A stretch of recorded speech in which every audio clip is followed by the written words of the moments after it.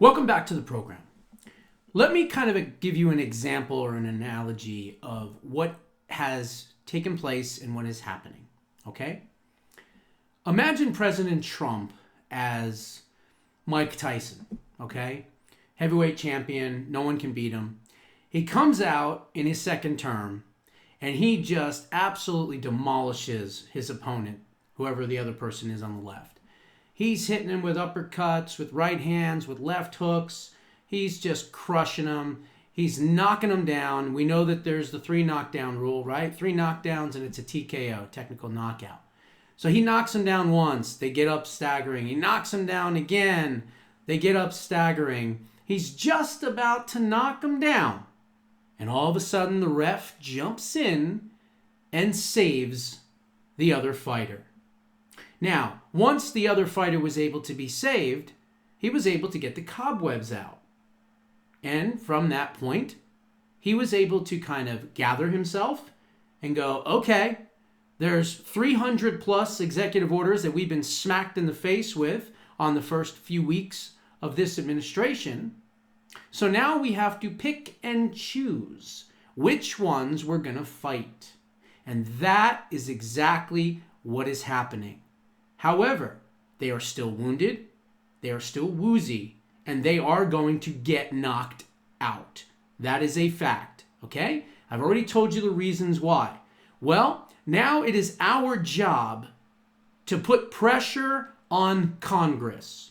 And by the way, talking about boxing, which I'm a big fan of, it was very sad to hear about the great George Foreman, who was the oldest person to gain the heavyweight championship back, I believe at 46 years old. I remember being a kid and watching that fight. So I've known him for what he was, which was an incredible boxer. I don't know him personally. I mean, I've known of him for that, not his grill thing that, you know, he made famous afterwards, but may he rest in peace. But anyway, as I was getting back to this, so there are mechanisms. We don't even have to wait for an impeachment. And by the way, do you know how hard it is to impeach a judge of any level? It's literally almost impossible. Not to mention that once you start the process, then the judge has 45 to 50 days or whatever to reply. Then, of course, they can then appeal the decision, and then that court has to take the case, and then they have to do the decision. And by the time it would even get to anywhere near the Supreme Court, which, by the way, would probably shoot it down anyway, it's nothing but mental masturbation and a waste of time. So forget that. However, there are other mechanisms. And does Congress have the testicular fortitude to push forward with some of these remedies? Well, we don't know yet.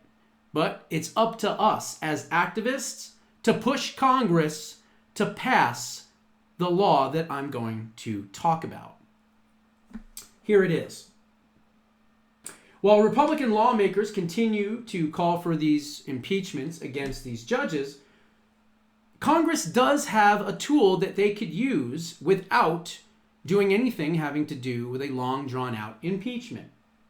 Limiting the court's ability to issue nationwide injunctions, which district judges are trying to use to block policies across the country, could become a strategy for Republicans looking to rein in what the Trump administration is slamming as an abuse of power. Now, it clearly is an abuse of power. They do not have the right to usurp the power of the executive branch. We have 3 equal co-branches of government for a reason. Everybody stays in their lanes. These judges are not staying in their lanes, and they need to get shut down because of it. Perhaps, maybe we ought to suspend the judicial branch, at least temporarily, to teach them a lesson. What do I mean by suspend? I mean this. That's right. Defund. Defund the judicial branch as well as these judges. But that's a story for another day. So, the Supreme Court should have addressed this issue of nationwide injunctions over a decade ago. But, of course, they did not, and all they did was kick the can down the road, and now we find ourselves in the situation that we're in now.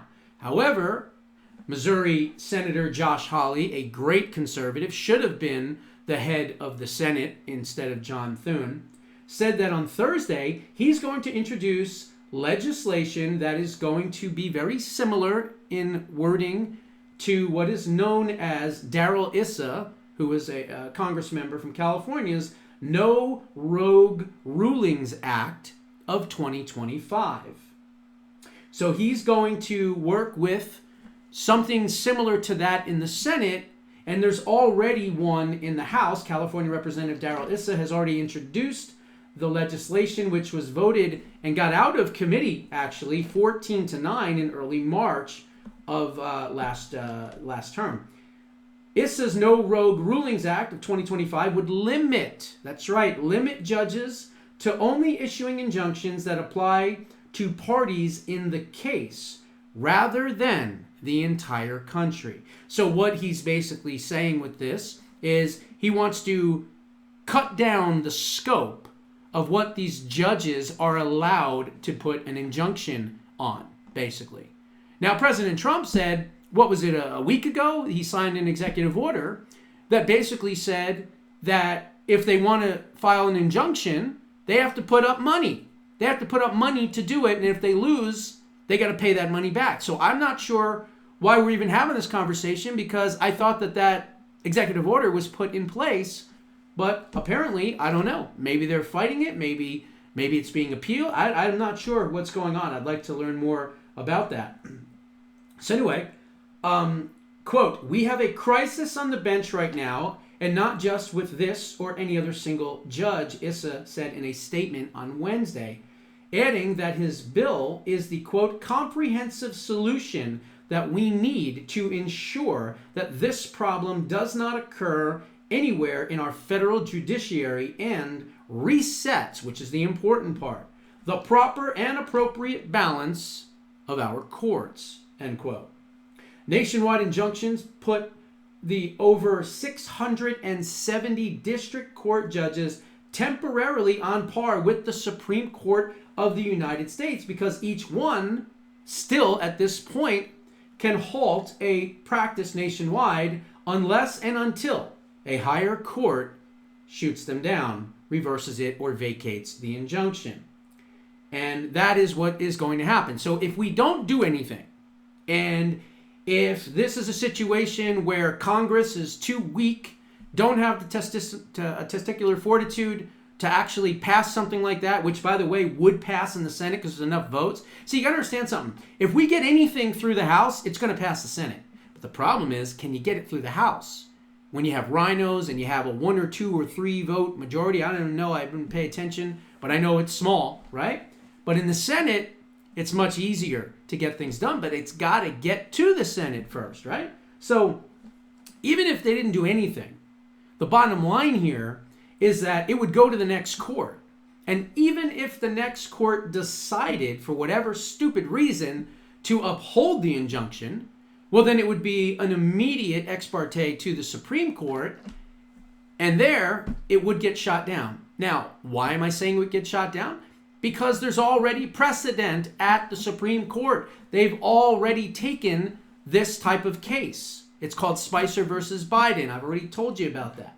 So it will get shut down. The problem is, do we want to wait months from now, 6 months from now, a year from now, wasting all this time? No. Let's get it done now. How do we do it? Well, we're going to have to put pressure on Congress to pass the No Rogue Rulings Act of 2025, and we're going to have to do it immediately. It's unfair that these judges can step in and dictate to the executive branch, which they can't, which is why President Trump should tell these judges to go sit on this and rotate, because they don't have the power, nor do they have the ability to be doing this. And again, they shouldn't just be impeached, they should be disbarred for what they're doing. I'd rather see a disbarment than an impeachment, to be quite honest, because it would probably happen a lot sooner. So anyway, unless and until Congress endorses that practice, the federal courts should limit the reach of their judgments to the party to a lawsuit, they argued. The Trump administration urged the Supreme Court last week to evaluate the lower court's use of nationwide injunctions, asking the justices to limit rulings that prevented his executive order on birthright citizenship from taking effect nationwide. Now, Roberts is a dirtbag who hates Trump, just like Barrett hates Trump, okay? So he's dragging his feet on the birthright citizenship thing. This thing could go on until at least June of this year, if not sometime in 2026, okay? That's my guess on it, because Roberts is a dirtbag who is compromised and, of course, hates Trump, okay? District courts have issued more universal injunctions and temporary restraining orders during February of 2025 alone than through the first 3 years of the entire fake Biden administration. Acting Solicitor General Sarah Harris wrote in the application that sharp rise in universal injunctions stops the executive branch from performing its constitutional duties and functions before any court can fully examine the merits of those actions, and threatens to swamp this court's emergency docket. You want to know why the Department of Justice and Pam Bondi are not, wrangling up all these criminals, except for the Tesla people, thank goodness, but all the other people that deserve to be put in jail, that have done all kinds of things, from the 51, agents to James Clapper to John Brennan to Rod Rosenstein to William Barr, to so many people. I mean, they're going after Comey, so that's good. But all these people are not being gone after because the shock and awe campaign that President Trump smartly did in the first few weeks of his new administration, now these people have had time to get the cobwebs out. That's why I gave you the boxing analogy in the beginning. Now they've got their footing. And there's over 235 judges that Chucky Schumer, that scumbag, put on the court towards the end of the Biden regime, knowing full well he was going to need them and use them to do exactly what is happening right now. We can stop this. We can stop this. And it's going to take grassroots pressure on the House of Representatives to pass through. And then we'd have to hit the Senate, but we're going to have to pass through this, what is this thing called? The No Rogue Judges Act, No Rogue Rulings Act of 2025. So, if you want to shut down this process of injunctions against the executive branch, then I implore you to please contact your Republican member of Congress. If you don't have one, that's sad for you. But if you don't have one, doesn't matter. Find a zip code in the next state over and say, yeah, I live in this town or whatever, and call and tell that Congress member, and just pretend that he's your constituent, and tell him, pass the No Rogue Rulings Act of 2025. If we can pass it in the House, it'll more than likely go right through the Senate, and President Trump will be able to sign it, and we will be done with all of this injunction bullshit, because that is exactly what it is. Now, with that being said, I got a couple more things for you, okay? Apparently, AOC made a huge mistake today. And she said something, well, kind of gross, to be honest with you. Listen to this. Make sure I got my volume up. We need a Democratic Party that fights harder for us to... Did you hear that? We need a Democratic Party that what? We need a Democratic Party that fights harder for us to... We need a Democratic Party that farts harder for us? What is she, getting cues from Eric Fartswell? We need a Democratic Party that fights harder for us to... We need a Democratic Party that fights harder for us to... Well, you can kiss her 2028 chances goodbye. She's a moron anyway, but so many of these gaffes that are happening, all of these far left radical extremists, they're not going to be the nominee, okay? Jasmine Crock of Shit, we'll call her. That's her new nickname. I just made that one up. She's not going anywhere. AOC, right? What did I used to call her? Alexandria Occasional Cortex, right? Dumbelina. She's not going anywhere. Gavin Newsom, he's not going anywhere. Shimmy, shimmy, Cocoa Pop. Tim Walz, right? Tampon Tim, he's not going anywhere. You know who it'll be? I'll tell you who it's going to be probably. It's probably going to be Josh Shapiro. And if it is, well, that would at least be somewhat of competition for J.D. Vance, but I still think, J.D. Vance would win that race regardless, as long as we get rid of the fraud, of course. So anyway, she just said that today. I thought that was kind of funny. And then there was one other thing. Oh, this one right here. I love this. This is some good stuff right here. So President Trump is, of course, working on defunding a lot of these universities. These universities that are secretly still trying to do DEI and they get caught and they're being defunded, right? Like Penn and others. But of course, all the anti-Semitism on campus. Well, he's going to do something with that money. What's he going to do with that money? Well, I'm going to let you hear it from him. Okay? Let's see here. I'm announcing today we will take the billions and billions of dollars that we will collect by taxing, fining, and suing excessively large private university endowments, and we will then use that money to endow a new institution called the American Academy.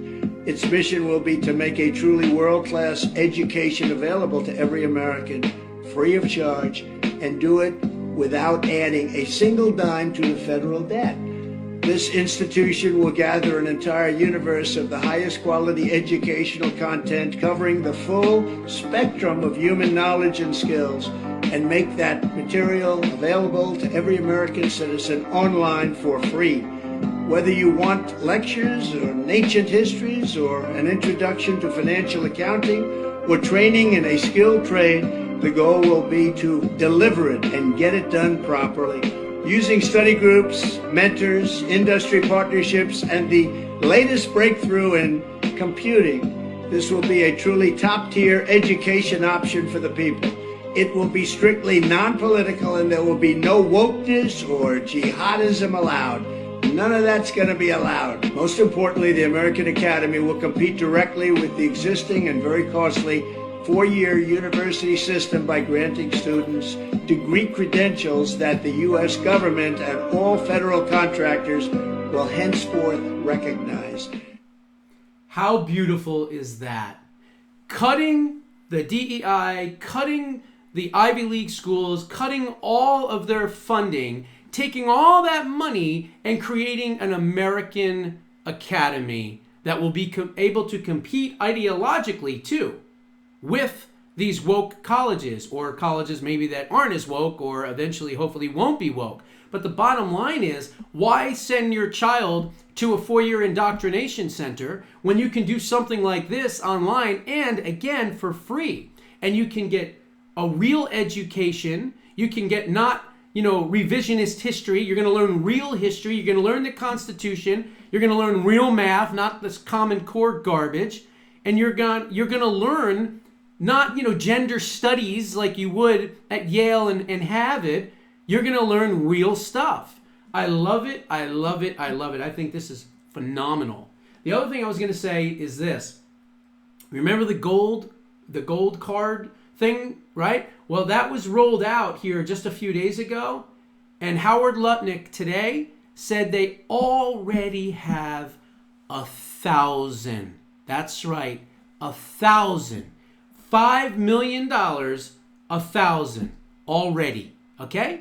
So if you get, 7,000 of those, 6,000 more, there goes your national debt. Geniuses like Howard Lutnick and Scott Besson and President Trump and J.D. Vance and Pete Hegseth and Kash Patel and Pam Bondi and RFK Jr. and Tulsi Gabbard and and Marco Rubio. This is the greatest cabinet ever put together, because every single one of them is Number one, not afraid. Number two, either have been either a whistleblower or someone that has tried to change the organization and the agency that they now run. And it's the dream team. Let's face it, this is a dream team, and none of them are going to back away and be scared, because they are all on the same mission, and that is to save this great country. Those are my thoughts. What are yours? Put them down in the comments below. We'll see you in the next one.